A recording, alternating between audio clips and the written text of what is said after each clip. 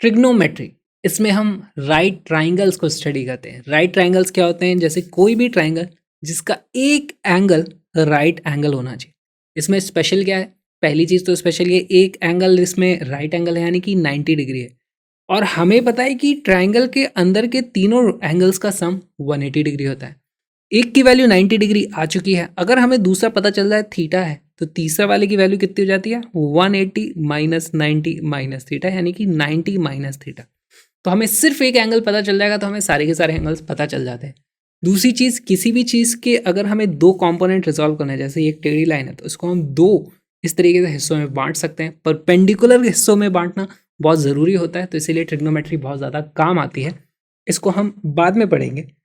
किसी भी ट्राइंगल में हम पहले तो नोमेनक्लेचर देते हैं। देखो, सबसे पहले हम यहाँ पर इस तरीके से बना देंगे राइट एंगल ट्राइंगल। अब राइट एंगल के सामने वाली साइड हमेशा सबसे बड़ी साइड होती है किसी भी राइट ट्राइंगल में, तो इसको बोला जाता है हाइपोटेन्यूज। इसको आप ये भी बोल सकते हो हाई पॉटी न्यूज आ गई, हाइपोटेन्यूज। अच्छा, इसके बाद हमारे पास मान लो ये वाला एंगल है थीटा। अब जो भी एंगल को आपने थीटा माना है, आप इसको भी थीटा मान सकते थे। थीटा और राइट एंगल के साथ वाला ये हमेशा हो जाता है बेस, और ये हो जाता है थीटा के सामने वाला, वो हो जाता है परपेंडिकुलर। यहाँ पर ट्रिग्नोमेट्री का यूज़ क्या होता है वो देखना शुरू करते हैं। देखो, हमारे पास मान लो एक पेड़ है, पेड़ पे बहुत ही शैतान बंदर रहता है जो ऊपर चढ़ो तो हमें काट लेता है। अब हमें इस पेड़ की हाइट नापनी है, तो नापें कैसे? ऊपर चढ़ के जाता मैं नापने, तो ये काट लेता। तो हमने क्या किया, यहाँ पर खड़े होकर के इस पेड़ की हाइट देखने की कोशिश करी। ये जो एंगल है इसको मैं नाप सकता हूँ। यहाँ पर बंदर यहाँ पे नहीं आ रहा है, बंदर वहीं है। दूसरी चीज़ मैं जो नाप सकता हूँ वो ये वाला डिस्टेंस, क्योंकि बंदर ऊपर है, यहाँ पर आ जा करके मैं ये डिस्टेंस नाप सकता हूँ। तो इस डिस्टेंस और इस एंगल की मदद से क्या मैं इसकी हाइट पता कर सकता हूँ? बिल्कुल पता कर सकता हूँ। कैसे? यहाँ पर हम सिमिलर ट्राइंगल्स का यूज़ करेंगे। तो एक ट्राइंगल हमारे पास ये है, दूसरा सिमिलर ट्राइंगल मैं यहाँ पर इस तरीके से अगर बना दूँ, ये देखो, तो इन दोनों ट्राइंगल ये सिमिलर ट्राइंगल है। क्यों? क्योंकि दोनों में एक एंगल 90 डिग्री है, दोनों का ही एक एंगल थीटा है, देखो बड़े वाले का भी, तो दोनों का अपने आप ये बचा हुआ एंगल सेम हो जाता है। तीनों एंगल सेम हो गए, तो ये सिमिलर ट्राइंगल्स है। अच्छा, इस छोटे वाले के लिए मैं क्या लिख सकता हूँ? इस छोटे वाले के लिए लिख सकता हूँ perpendicular upon base for the small triangle is equal to perpendicular upon base for the big triangle. तो ये रेशियोज कांस्टेंट होते हैं किसी भी एंगल थीटा के लिए, और इन्हीं रेशियोज का हमने नाम दे दिया। ये देखो, परपेंडिकुलर अपॉन बेस है, ये एक्चुअली होता है हमारा tan थीटा। तो इस तरीके से किसी भी ट्राइंगल में बहुत सारे रेशियोज नहीं बनते, सिर्फ 3 तरीके के मेन रेशियोज बनते हैं, और उनको इन्वर्स कर दो तो और 3 तरीके के रेशियो बन जाते हैं। उन्हीं का हमने कुछ कुछ नाम दे दिया है, वो नाम देख लेते हैं। हमारा सबसे पहला रेशियो होता है परपेंडिकुलर डिवाइडेड बाय हाइपोटेन्यूज, तो हम बोल देंगे sine theta is equal to P divided by H. Theta के सामने वाला परपेंडिकुलर होता है, तो सामने वाला साइन थीटा में आता है सामने वाला। कॉस थीटा इस तरीके से हमारे पास होता है, कॉस थीटा वो होता है बेस अपॉन हाइपोटेन्यूज, और टैन थीटा वो होता है हमारे पास परपेंडिकुलर अपॉन बेस। ये कुछ 3 रेशियोज हैं जो बहुत इंपॉर्टेंट है, इनको समझना बहुत ज़रूरी है। एक बार फिर से समझते हैं। परपेंडिकुलर सामने वाला, तो साइन थीटा में सामने वाला divided by hypotenuse, cos theta में बेस डिवाइडेड बाय हाइपोटेन्यूज, और टैन थीटा में परपेंडिकुलर डिवाइडेड बाय हाइपोटेन्यूज। इस तरीके से हमारे पास रेशियोज होते हैं। अगर मैं इन्हीं को रेसिप्रोकेट कर दूं तो हमारे पास वैल्यूज आ जाएंगी। कोसेक थीटा जो हो जाता है हमारा h अपॉन पी, देखो इसी का रेसिप्रोकल है ना, 1 बाय साइन थीटा है, 1 बाय साइन थीटा। इसी तरीके से कॉस थीटा का रेसिप्रोकल हो जाएगा सीकेंट थीटा या सेक थीटा, इसको बोला जाता होता है h अपॉन बी। और टैन थीटा का रेसिप्रोकल हो जाता है कोटेंजेंट या फिर कॉट थीटा, हो जाता है बेस अपॉन परपेंडिकुलर। बस ये कुछ रेशियोज हैं जिन्हें हमें याद रखना होता है। यहाँ पर देखो, अब मैं इसकी हाइट बता सकता हूँ। यहाँ पर ये वाली जो हाइट है वो है हमारी परपेंडिकुलर, ये वाला बेस मैं जाकर के मान लो ना पाया, तो मैं लिख सकता हूँ P by B is equal to tan, मान लो ये वाला एंगल था 37 डिग्री, टैन 37 डिग्री। बेस यानी कि ये वाली वैल्यू मान लो मैं नाप करके आ गया कि ये वैल्यू थी 50 मीटर, तो हमारे पास परपेंडिकुलर यानी हाइट ऑफ द ट्री आ जाती है tan 37। tan 37 की वैल्यू होती है 3/4। कहाँ से आई अभी ये भी देखेंगे।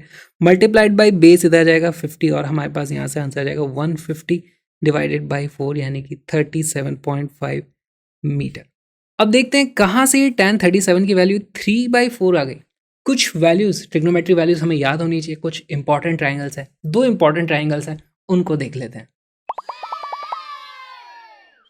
पाइथागोरस थ्योरम से हमें पता है कि परपेंडिकुलर का स्क्वायर प्लस बेस का स्क्वायर की वैल्यू होती है हाइपोटेनियस का स्क्वायर। अगर मैं परपेंडिकुलर की वैल्यू 3 रख दूं, 3 square plus 4 square equal to 5 square, ये वैल्यू आ जाती है हमारे पास 9 प्लस 16 इज इक्वल टू 25। तो एक्चुअली ये एक बहुत ही इंपॉर्टेंट ट्राइंगल है जिसमें 3, 4 और 5 हमारी साइड की लेंथ हो सकती है। सेंटीमीटर हो सकती हैं, मीटर हो सकते हैं, फीट हो सकती है। तो इस ट्राइंगल को मैं बनाता हूँ यहाँ पर इस तरीके से। इनमें से बताओ कौन सी वाली साइड सबसे बड़ी है? वो है ये। तो ये है हमारा हाइपोटेनियस। इनमें से 3 कौन सी है? देखो ये वाली मुझे छोटी दिख रही है तो इसको मैं बोलूँगा दिस इज 3 और ये हो जाती है हमारी 4। अब इनमें से कौन सा वाला परपेंडिकुलर है? ये वाला परपेंडिकुलर है और यही हो गई हमसे गलती। परपेंडिकुलर तो तब होता है जब मैं किसी को थीटा मानूं। अगर मैं इस एंगल को थीटा मानूंगा तब ये वाला परपेंडिकुलर हो जाएगा। अगर मैं इस एंगल को थीटा मानूंगा तो परपेंडिकुलर ये वाला होता है। फिर इस चीज़ का ध्यान रखना। हाइपोटेनियस तो हमेशा सबसे बड़ी वाली साइड होती है, इसलिए हम इसको मार्क कर सकते हैं। अच्छा, यहाँ पर एक्सपेरिमेंटली ऐसा देखा गया है कि जब ऐसा ट्राइंगल बनाते हैं तो एक एंगल इनमें से होता है 37 डिग्री, अप्रॉक्सीमेटली 37 डिग्री, दूसरा होता है 53 डिग्री। क्या आप मुझे बता सकते हो इनमें से कौन सा वाला एंगल 37 है, कौन सा वाला 53 है? देखो ये वाला छोटा दिख रहा है, ये वाला एंगल बड़ा दिख रहा है। और छोटी साइड के सामने वाला एंगल भी छोटा होता है, बड़ी साइड के सामने वाला एंगल बड़ा होता है, और सबसे बड़ी साइड के सामने वाला तो खैर सबसे बड़ा एंगल 90 डिग्री है ही से। तो यहाँ पर मैं बोल सकता हूँ this is 37 degree, this is 53 degree approximately. अब हम कुछ वैल्यूज निकालते हैं। हमारे पास cos 37 की वैल्यू कितनी हो जाएगी? इसमें हमारा जो थीटा है वो है 37। 37 का कॉस में क्या होता है? Base upon hypotenuse. यहाँ पर बेस कौन सा है? 37 अगर ये है तो ये परपेंडिकुलर है, ये बेस है, ये हाइपोटेनियस। तो b/h की वैल्यू हो जाती है 4 डिवाइडेड बाय 5। ये आपको याद रहना चाहिए। कॉस थीटा को आपको इस तरीके से भी देखना चाहिए। अगर ये है हमारा हाइपोटेनियस, कॉस थीटा है, तो देखो यहाँ पर उसके जब परपेंडिकुलर ड्रॉप करोगे ये वाला कंपोनेंट हमारा कॉस होता है हमेशा। अगर मैं इसका इस दिशा में कंपोनेंट पूछता है, ये वाला है ना, तो वो हो जाता cos 53, वो होता 3/5। तो हम देखते हैं यहाँ पर नेक्स्ट वैल्यू देखते हैं cos 53 अगर थीटा है तो ये परपेंडिकुलर होता है, ये बेस होता है, ये हाइपोटेनियस है। cos 53 की वैल्यू हो जाएगी 3/5। क्या मैं यहाँ पर बता सकता हूँ tan 37 की वैल्यू कितनी हो जाती है? tan की वैल्यू होती है परपेंडिकुलर अपॉन बेस। तो 37 के लिए ये परपेंडिकुलर है, ये बेस है, तो वैल्यू आ जाएगी 3/4। अच्छा, साइन 37 की वैल्यू कितनी हो जाती है? 37 के लिए साइन की वैल्यू होती है परपेंडिकुलर अपॉन हाइपोटेनियस। तो यहाँ पर 37 के लिए परपेंडिकुलर है 3, हाइपोटेनियस है 5, तो ये आ जाता है 3/5। और एक चीज़ देखो, cos 53 और साइन 37 की वैल्यू बराबर आ रही है, तो क्या हम ऐसा भी लिख सकते हैं sine theta is equal to cos of 90 minus theta? ये आइडेंटिटीज ऐसी बहुत सारी होती हैं जो काम आती हैं, उनको हम बाद में प्रूव करेंगे, ग्राफ की मदद से उनको देखेंगे। अभी देखते हैं कि हमारा दूसरा इंपॉर्टेंट ट्राइंगल कौन सा है। हमने बना लिया एक इक्विलेटरल ट्राइंगल। इक्विलेटरल ट्राइंगल यानी कि सभी साइड्स की लेंथ बराबर है, इसका मतलब सभी एंगल्स बराबर हो जाएंगे, और ट्राइंगल के अंदर सारे एंगल्स बराबर हैं, यानी कि सारे के सारों की वैल्यू हो जाती है 60 डिग्री। 60। और यहाँ पर इस एंगल को मैंने बाइसेक्ट कर दिया है ना, उसको 2 बराबर हिस्सों में तोड़ दिया, तो ये सामने वाली साइड भी 2 बराबर हिस्सों में टूट जाती है। ये वाला एंगल बचता है हमारे पास 30 डिग्री, दूसरा वाला भी बच जाता है 30 डिग्री।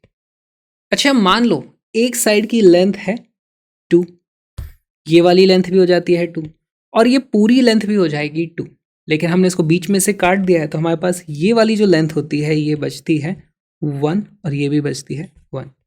और क्योंकि ये यहाँ से इस पे इस तरीके से लाइन ड्रॉप करी है हमने, क्योंकि सिमेट्री है, इक्विलेटरल ट्राइंगल है, तो ये यहाँ पर हमारे पास एक राइट एंगल ट्राइंगल आने वाला है।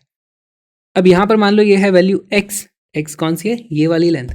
पाइथागोरस थ्योरम लगाओ यहाँ पर, तो 1 square plus X square is equal to 2 square. यहाँ से हमें क्या पता चलता है, 1 square plus X square is equal to 2 square, यानी कि X square is equal to 4 minus 1 which is equal to 3, x is equal to under root 3 आ जाती है वैल्यू। यहाँ पर मैं लिख सकता हूँ x is equal to under root 3। अब यहाँ पर हमारे पास 30 डिग्री है, 60 डिग्री है, सारी की सारी साइड्स की लेंथ हमें पता चल चुकी है। कुछ रेशियोज हैं जो हम पता कर लेते हैं। सबसे पहले मैं देखूंगा कॉस ऑफ 60। पहले फील लेने की कोशिश करते हैं। हमारे पास 60 डिग्री यहाँ पर है ना। कॉस का मतलब क्या होता है, देखो ये राइट एंगल ट्राइंगल है, कॉस मतलब वहीं पे ये वाली जो साइड है बेस डिवाइडेड बाय हाइपोटेनियस हो जाएगा, तो हो जाता है बेस बाय हाइपोटेनियस 1/2। साइन 60 की वैल्यू कितनी हो जाएगी, साइन 60 होता है सामने वाला, है ना, तो ये है √3 डिवाइडेड बाय 2 की वैल्यू हो जाती है √3/2। इसी तरीके से मैं cos 30 डिग्री भी पता कर सकता हूँ। cos 30, अब देखो ये ट्राइंगल है, cos में हमारे पास क्या होता है, बेस अपॉन हाइपोटेनियस। ये हमारे पास राइट एंगल ट्राइंगल है। अगर इस एंगल थीटा को कंसिडर कर रहे हैं तो ये परपेंडिकुलर होता है, ये होता है हमारा बेस, तो √3/2 हमारी वैल्यू आने वाली है √3/2, जो कि cos 30 और sin 60 बराबर हो रहे हैं। और दूसरी वैल्यू हमें जो पता करनी है वो है sin 30 डिग्री, जिसकी वैल्यू हो जाती है, देखो इसके सामने वाला, साइन में हम सामने वाला लेते हैं, परपेंडिकुलर अपॉन हाइपोटेनियस। देखो इस ट्राइंगल में अगर ये थीटा हमारा कंसिडर हो रहा है तो ये वाली लाइन बन जाती है बेस, ये बन जाता है परपेंडिकुलर, हमारे पास वैल्यू आ जाती है 1/2। बहुत ही सिंपल वैल्यूज थी एक्चुअली। ये दोनों वैल्यू बराबर है, ये दोनों वैल्यू बराबर है, आपको याद होना चाहिए। यहाँ पर tan भी पता कर सकते हो आप, tan 30 की वैल्यू हो जाएगी, इसको आप पता करो होमवर्क वीडियो पॉज करके, tan 30 की वैल्यू हो जाती है 1/√3 और tan 60 की वैल्यू हो जाती है परपेंडिकुलर अपॉन बेस, वो हो जाती है √3। कुछ और स्पेशल वैल्यूज हैं जो 45 डिग्री वाले एंगल के लिए होती है, वो होती है देखो sin 45 is equal to cos 45 is equal to 1 divided by √2। और एक वैल्यू जो हमें याद करनी है वो वाली कौन सी है, tan 45 इज इक्वल टू 1। इसको डिराइव करने के लिए आपको कौन सा ट्राइंगल देखना होगा, इस तरीके से। और ये बनाना क्यों ज़रूरी है, देखो आप इस तरीके से बना लोगे तो आपको फील आएगी। तो अगर हम एक राइट एंगल ट्राइंगल बनाएं जिसमें ये दोनों साइड्स बराबर हैं, तो ये एंगल भी 45 डिग्री हो जाएगा, ये एंगल भी 45 डिग्री हो जाएगा। ये वाली वैल्यू है 1, ये वाली वैल्यू है 1, ये वैल्यू है x, तो हम जानते हैं पाइथागोरस थ्योरम से x square is equal to 1 square plus 1 square, यानी कि x इज इक्वल टू √2। यहाँ से हमारे पास देखो सारी वैल्यूज आ जाएंगी, sin 45 is equal to cos 45 is equal to 1/√2 और tan 45 इज इक्वल टू 1, ये आप डिराइव कर सकते हो। अब हमने ये सारी चीज़ें देख ली, इंपॉर्टेंट चीज़ आती है एंगल कन्वर्जन। एंगल एक फिजिकल क्वांटिटी है, उसमें कुछ बड़ा होता है कुछ छोटा होता है, कैसे नापोगे, तो देखो हमारे पास ये एक एंगल हो सकता है इस तरीके से, दूसरा एंगल मान लो ये है हमारे पास इस तरीके से। इन दोनों एंगल में एक एंगल बड़ा है एक एंगल छोटा है, तो उसको कंपेयर कैसे करोगे, तो उसको नापोगे कैसे कंपेयर करने से पहले, तो इसको डिफाइन करना पड़ेगा हमें। तो अगर हमारे पास ये इस तरीके से सर्किल है, तो इन दोनों ही केसेस में हमारे पास देखो रेडियस की वैल्यू तो सेम रहने वाली है। आप यहाँ से इसको इतना घुमाओ या यहाँ से इतना घुमाओ, बदलती है तो क्या चीज़, ये वाली लेंथ वर्सेस ये वाली लेंथ, कौन सी लेंथ होती है, आर्क लेंथ। तो मान लो हमारे इस पर्टिकुलर केस में हमारी जो आर्क लेंथ है वो है ये, जिसको हम बोल देते हैं L। हमारे एंगल को जिस तरीके से डिफाइन किया गया है वो होता है arc length divided by radius, यानी कि L डिवाइडेड बाय R, और वो आ जाती है वैल्यू हमारी रेडियंस में। ये एक यूनिट है, SI यूनिट एंगल्स को नापने की।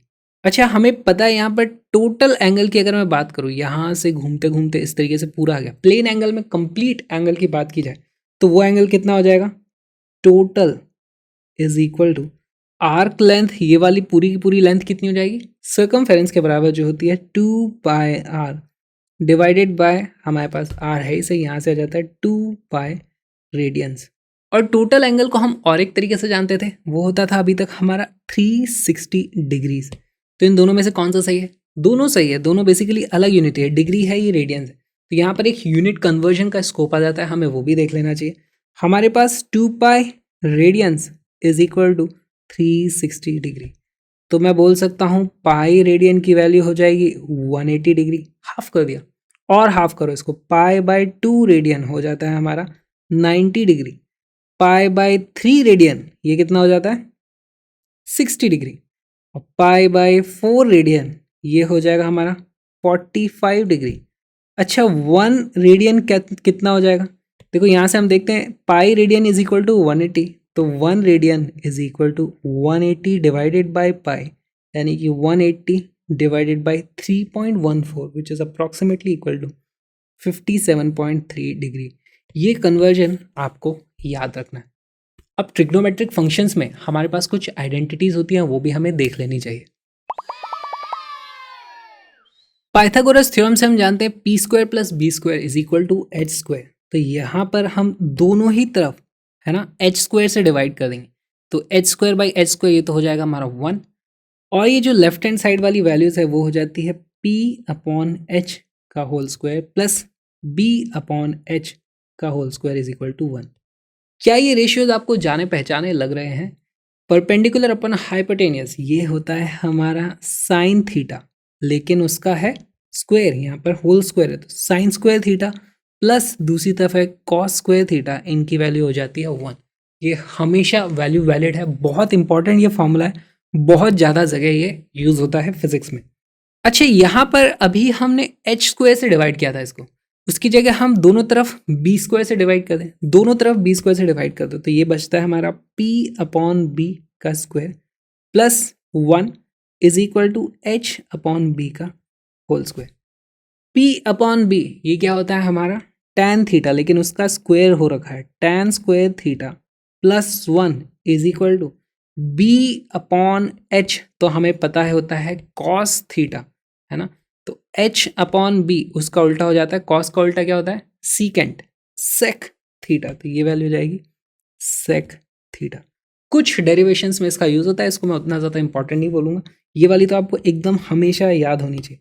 और अब इन दोनों को ही आप पी स्क्वायर से डिवाइड कर दो, तो हमारे पास वैल्यू आती है 1 plus B square upon P square is equal to H upon P का स्क्वायर। तो यहाँ से हमारे पास वैल्यू आ जाती है identity 1 plus cot square theta is equal to cosec square theta.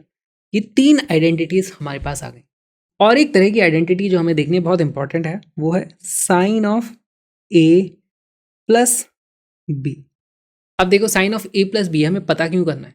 कई बार ऐसा होता है कि हमें ए की वैल्यू पता है, यानी कि साइन ए पता है, मुझे साइन बी पता है, मुझे कॉस ए पता है, मुझे कॉस बी पता है, लेकिन sine of A plus B नहीं पता। तो वो मैं कैसे पता कर सकता हूँ? इसको ऐसे नहीं लिख सकता मैं साइन ए प्लस साइन बी, ऐसा नहीं होता है। तो यहाँ पे एक फॉर्मूला होता है, वो बहुत ही इंपॉर्टेंट है, ये हो जाता है sine of A cos B, ये दोनों मल्टीप्लाई हो रहे हैं, plus cos of A sine B, ये दोनों भी मल्टीप्लाई हो रहे हैं। सिमेट्रिकल सा फॉर्मूला है ना, पहले साइन कॉस फिर कॉस साइन, बहुत आसान। अब देखो यहाँ पर अगर प्लस की जगह माइनस होता इस तरीके से, तो यहाँ पर भी प्लस की जगह हो जाता माइनस। ये वैल्यू बहुत जगह यूज होती है डेरिवेशंस में, अक्सर हमें एंगल्स को हाफ करना पड़ता है, तो यहाँ पर a प्लस ए मान लो होता, साइन a प्लस ए होता, तो मैं उसको क्या लिख दूंगा, वो हो जाता हमारा साइन ऑफ 2a, है ना। a और b दोनों की वैल्यू ही अगर a रख दें तो दूसरी तरफ क्या आ जाता है, यहाँ पर हमारे पास आ जाएगा sine a cos a plus cos a sine a, यानी कि दोनों ऐड हो जाएंगे और ये बन जाएगा 2 साइन a कॉस a। बहुत ही इंपॉर्टेंट ये रिजल्ट है, इसका देखना पैराबोलिक में जहाँ पे डेरिवेशन होता है वहाँ पे इसका यूज़ होता है। और कुछ आइडेंटिटीज़ हैं, जैसे सेम चीज़ हम कॉस के साथ कर सकते हैं, cos A plus B is equal to cos A cos B. यहाँ पर पहले साइन कॉस था फिर कॉस साइन था, यहाँ पर दोनों कॉस आ गए और दोनों साइन फिर बाद में आ जाएंगे, साइन ए साइन बी, है ना। और यहाँ पर प्लस है तो इस बार इस जगह पे क्या हो जाता है, माइनस, उल्टा है, यहाँ पे साइन उल्टा हो जाता है। अच्छा यहाँ पर अगर मैं a प्लस बी की जगह अगर मैं a माइनस बी करता, तो यहाँ पर अब माइनस की जगह मुझे प्लस लगाना पड़ेगा, इस तरीके से मैं इसको लिख दूंगा। फिर से हम सेम चीज़ करेंगे, अगर हमारे पास दोनों एंगल होते a तो यहाँ पर क्या बन जाती है हमारे पास वैल्यू बनती cos of 2a is equal to, यहाँ पर देखो दोनों जगह a हो जाता तो ये बन जाता कॉस ए यानी कि कॉस स्क्वायर ए माइनस साइन स्क्वायर ए। ये भी ठीक ठाक इंपॉर्टेंट रिजल्ट है, उतना ज़्यादा मैं नहीं बोलूँगा, ये बहुत ज़्यादा इंपॉर्टेंट है। सिमिलरली हमारे पास और एक रिजल्ट है identity tan of a plus b, इसको भी आपको याद रखना है। इसकी वैल्यू होती है tan a plus tan b divided by 1 minus tan a multiplied by tan b। अगर यहाँ पर प्लस की जगह माइनस होगा तो यहाँ पर सब जगह साइन इन्वर्ट हो जाएंगे, तो हम इसको लिख देंगे प्लस माइनस होता है तो यहाँ भी प्लस माइनस हो जाएगा, लेकिन नीचे में माइनस प्लस होता है। इस तरीके से आपको वैल्यूज़ याद रखनी है। फिर से सेम चीज़ करो, अगर हमारे पास यहाँ tan a प्लस ए होता है, tan 2a होता तो हमारा फॉर्मूला क्या बन जाता, tan of 2a is equal to ऊपर tan a plus tan a तो वो हो जाता है 2 tan a divided by 1 minus tan a क्या हो जाता है tan स्क्वायर a। ये हमारी कुछ आइडेंटिटीज़ हैं, इन आइडेंटिटीज से बहुत सारे सवाल पूछे जा सकते हैं, तो कुछ एग्जाम्पल्स देखते हैं। फाइंड साइन 15, कैसे सॉल्व करोगे इसको? देखो इसको सॉल्व करने का एक तरीका है कि मुझे साइन 30 डिग्री की वैल्यू पता है, वो होती है कितनी 1/2। अब इस साइन 30 को मैं लिख सकता हूँ साइन ऑफ 2 × 15 डिग्री, राइट। तो इसको मैं लिख दूंगा साइन ऑफ 2 × 15, उसका हमारे पास फॉर्मूला क्या होता है 2 sine of 15 multiplied by cos of 15 is equal to half.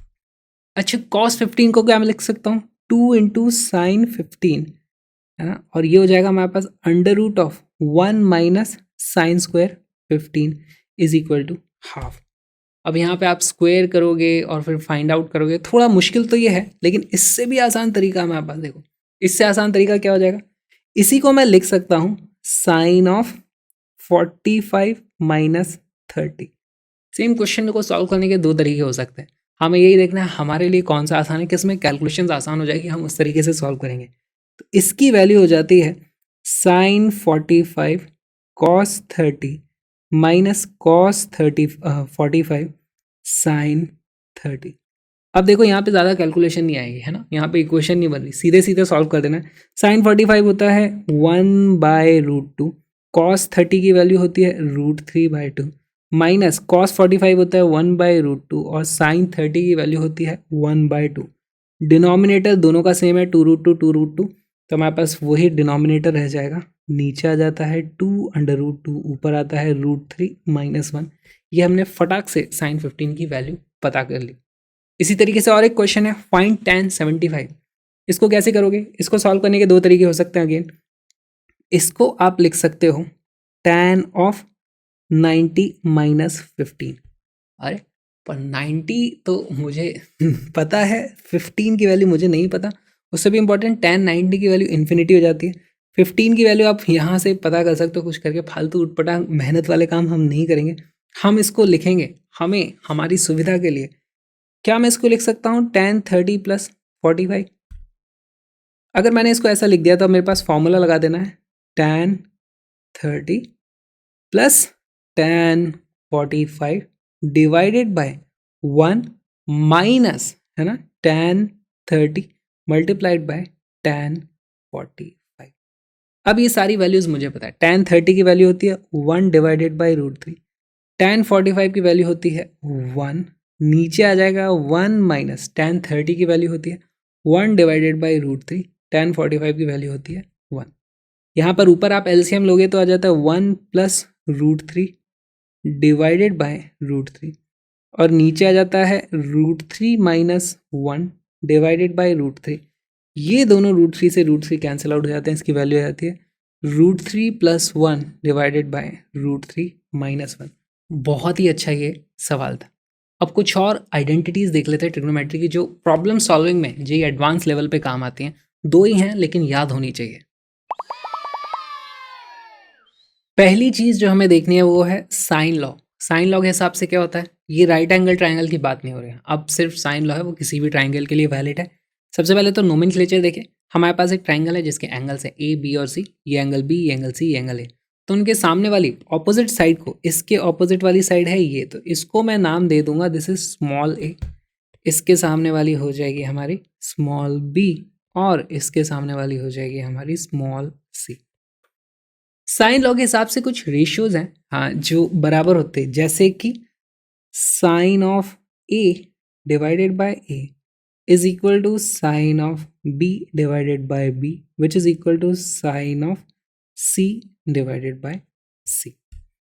इसका यूज कहाँ पे होता है? मान लो हमारे पास कोई ऐसा क्वेश्चन इवेंचुअली आएगा, आप देखोगे कि एक पॉइंट है जिसपे इधर लग रहा है फोर्स F1, इधर लग रहा है फोर्स F2, इधर लग रहा है फोर्स F3। यहाँ पर एंगल है हमारे पास, ये है θ1, ये वाला है θ2, ये वाला है हमारे पास θ3। इसको आपको बताना है कि यहाँ पर इसके सारे के सारे फोर्सेस बैलेंस आउट हो रहे हैं, यानी कि ये तीनों फोर्सेस मिलकर के जीरो हो रहे हैं। वेक्टर्स हम कैसे करोगे? आप इसके कंपोनेंट्स ब्रेक करोगे, इसके कंपोनेंट इधर ब्रेक करोगे, सामने वाले कंपोनेंट को इधर को उधर करोगे, ये सब चीज़ें करते रहना, बड़ा लंबा टाइम लग जाएगा। लेकिन यहीं पर अगर आप साइन लॉ लगा दोगे तो इसका यही यूज़ सबसे ज़्यादा होता है। यहाँ पर आप बोल्स पाओगे कि sine θ1 divided by F1 is equal to sine θ2 divided by F2 this equal to sine θ3 divided by F3। सीधे सीधे आपका क्वेश्चन सॉल्व हो जाएगा चुटकियों में, नहीं तो 2 पेज का डेरिवेशन है, ये बैठ के करते रहना। दूसरी चीज़ जो हमें देखनी है वो है कोसाइन लॉ। कोसाइन लॉ के हिसाब से क्या हो जाता है, हम यहाँ पर लिख सकते हैं cos A is equal to, वैसे कोसाइन लॉ उतना ज़्यादा काम नहीं आता है, cos A is equal to B square plus C square minus A square upon 2bc। तो जो एंगल था उसको माइनस करके स्क्वायर किया हुआ है, नीचे उसका कहीं जिक्र नहीं है, है ना। इसी तरीके से बाकी भी हमारे पास हो जाएंगे, कॉस बी की वैल्यू हो जाएगी, जो एंगल है वो पीछे माइनस में आ जाएगा, तो पीछे आ जाएगा माइनस में माइनस बी स्क्वायर, और नीचे उसका कहीं जिक्र नहीं होगा तो नीचे आ जाएगा 2ac, ये आ जाएगा ए square plus C square. Similarly cos सी की वैल्यू हो जाएगी, जो एंगल है इसका पीछे नेगेटिव में आने वाला है तो माइनस सी स्क्वायर, और इसका डिनोमिनेटर में कहीं जिक्र नहीं होगा तो ये हो जाता है 2ab ए स्क्वायर प्लस बी स्क्वायर। इस तरीके से आपको वैल्यूज याद रखनी। और एक अप्रॉक्सीमेशन जो ट्रिग्नोमेट्री में काम आता है वो है फॉर स्मॉल एंगल थीटा, यानी कि theta is much much less than 1 degree से भी छोटा नहीं, 1 रेडियन से छोटा। हम रेडियन के बारे में बातें कर रहे हैं। रेडियंस में अगर वैल्यू है तो हम लिख सकते हैं theta is approximately equal to sine theta which is approximately equal to tan theta. ऐसा हो सकता है। तो थीटा की वैल्यू काफ़ी छोटी, यानी थीटा की value approximately up to 5 degree तक आप इसको मान सकते हो। ऐसे कोई हार्ड एंड फास्ट नहीं है। इस चीज़ का यूज़ कहाँ होता है, हम बस डेरिवेशन के टाइम पे इस आइडेंटिटी का यूज़ करते हैं, है ना। तो ये हमें बस देख लेना। अब देखते हैं ट्रिग्नोमेट्रिक फंक्शन के ग्राफ्स। हमारे पास sin x, cos x, tan x, cos x, sec x और कॉट एक्स, इतने सारे ग्राफ्स हैं। सारे इंपॉर्टेंट नहीं है, ये दो बहुत ज़्यादा इंपॉर्टेंट है। टेन का थोड़ा सा है, बाकियों को आपको उतना ज़्यादा याद रखने की ज़रूरत ही नहीं है, बस वो थे तो मैंने यहाँ पे दिखा दिए। देखो और एक चीज़ देखो, यहाँ पे साइन का ग्राफ ऐसा होता है, ऐसे ऐसे ऐसे ऐसे ये चलता है, ऑसिलेशंस वेव में ये आपके बहुत काम आने वाला है। कॉस का ग्राफ भी एग्जैक्टली वैसा ही होता है, लेकिन थोड़ा सा ऑफसेट है इसमें। कैसे? यहाँ पर x इज इक्वल टू 0 पर साइन x की वैल्यू 0 होती है ना, ये ओरिजिन से पास होता है। ये वाला ग्राफ ओरिजिन से पास नहीं होता है। x इज इक्वल टू 0 पर कॉस x की वैल्यू 1 है। अच्छा यहाँ पर देखो x इज इक्वल टू 0 से मैं पॉजिटिव में जाता हूँ तो साइन x की वैल्यू ऊपर बढ़ रही है ना। यहाँ पर ये डिक्रीजिंग ग्राफ है, लेकिन यहाँ से अगर मैं देखूँ, है ना, ये यहाँ से इस तरफ ऊपर जा रहा है, यहाँ से ये भी इस तरफ ऊपर जा रहा है। तो यहाँ से मैं एक चीज़ लिख सकता हूँ कि sine of theta is equal to cos of theta minus 90 degree. Theta की जो भी वैल्यू थी उसमें से 90 डिग्री कम कर दो, तो अभी कॉस का ग्राफ भी साइन के ग्राफ की तरह एक्ट कर रहा है। देखो 0 से स्टार्ट हुआ फिर इस तरीके से आ रहा है, 0 से स्टार्ट हुआ फिर इस तरीके से आ रहा है। करेक्ट। ऐसे आप बहुत सारी चीज़ें लिख सकते हो, जैसे कॉस की वैल्यू देखो ऊपर से स्टार्ट होती है और फिर नीचे गिरती है ना। यहाँ पर कहीं ऐसा है क्या? देखो यहाँ पर ऊपर से स्टार्ट हो रहा है और फिर नीचे घुस रहा है। तो हम लिख सकते हैं cos theta is equal to, cos theta यहाँ से नीचे गिरा है, यहाँ से नीचे गिरा है, अगर थीटा की वैल्यू 0 है तो वैल्यू 1 आनी चाहिए। यहाँ पर भी थीटा की वैल्यू 0 रखूँ तो वैल्यू 1 आनी चाहिए। तो यानी कि हमारे पास लिख देंगे हम sine of theta plus 90 degree. इस तरीके से हम लिख सकते हैं। और एक चीज़ देखो, मैं लिख सकता हूँ sine theta is equal to cos of 90 minus theta. ये मैंने कैसे लिख दिया, देखो साइन थीटा, थीटा की वैल्यू बढ़ रही है इस तरफ तो साइन थीटा की वैल्यू बढ़ रही है, 0 से इंक्रीजिंग ग्राफ है। कॉस ऑफ 90 माइनस थीटा, तो पहले हम 90 तक गए और फिर नेगेटिव में हम बढ़ेंगे, है ना। थीटा के आगे माइनस लगा दिया हमने। तो यहाँ से इधर आना इज इक्वल टू यहाँ से साइन में इधर आना। देखो कॉस में यहाँ से इधर आऊँगा तो ऊपर जाता है फिर नीचे आता है, साइन में यहाँ से इधर जाऊँगा तो ऊपर जाता है फिर नीचे आता है। इस तरीके से ग्राफ्स की फील लेना बहुत ज़्यादा ज़रूरी है। ये फील आपने ले ली तो आपको ये सब कुछ वैल्यूज़ कभी याद रखने की ज़रूरत नहीं पड़ेगी, आपको अपने आप चीज़ें चमक जाएंगी। तो इसीलिए ये दोनों ग्राफ बहुत ज़्यादा इंपॉर्टेंट हो जाते हैं। और एक चीज़ जो है वो कि ये ग्राफ सब रिपीटिंग है। देखो ये ऐसे हुआ, फिर ये ऐसे हुआ, फिर ये ऐसे होगा, फिर ये ऐसे होगा, रिपीट होता चला जाएगा। तो हम लिख सकते हैं रिपीट का पीरियड कितना है, 0 से लेकर 2 पाई या फिर 360 डिग्री या फिर 2 पाई। तो हम लिख सकते हैं किसी भी ट्रिग्नोमेट्रिक फंक्शन के लिए सारे के सारे रिपीटिंग है, तो एनी ट्रिग्नोमेट्रिक फंक्शन का theta plus 2n pi, n की वैल्यू 0 1 2 3 कुछ भी रखो, is equal to trigonometric function theta. Repeating graph है।